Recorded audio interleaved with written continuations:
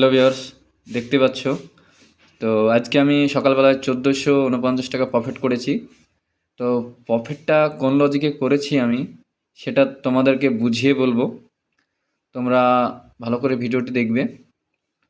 তো চলো স্ক্রিনে চলে যাই একবার, আমার কম্পিউটার স্ক্রিনে। এই যে দেখতে পাচ্ছ, ফার্স্ট ক্যান্ডেল প্রথমেই বানিয়েছিল রেড ক্যান্ডেল। তো আমি ফার্স্ট ক্যান্ডেল বানানোর পর আমি পরপর দুটো রেড ক্যান্ডেল বানাই, তারপর আমি রিট্রেসমেন্টের ওয়েট করি। এই যে রিট্রেসমেন্ট ক্যান্ডেল, এটা রিট্রেসমেন্ট ক্যান্ডেল। তারপর পরে আমি 9:18 বেজে এই যে রেড ক্যান্ডেলটা, এই ক্যান্ডেলটায় আমি এন্ট্রি নিই 9:18। তো 9:18 এন্ট্রি নিয়েছিলাম। এন্ট্রি নেওয়ার পর আমি 9:31 আমি এখান থেকেই ট্রেডিং ক্লোজ করি, এখানে প্রফিট বুক করি। তো যতটা র্যালি দিয়েছে, এখান থেকে যতটা র্যালি দিয়েছে কোনো মুভমেন্ট করেনি।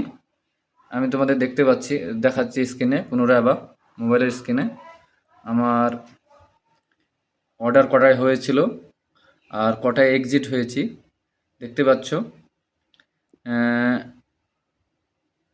এক তোমার হয়েছিল 9:18 আমি এন্ট্রি হয়েছিলাম, 156 টাকায় কিনেছিলাম, 167 টাকায় আমি মালটা বিক্রি করেছি।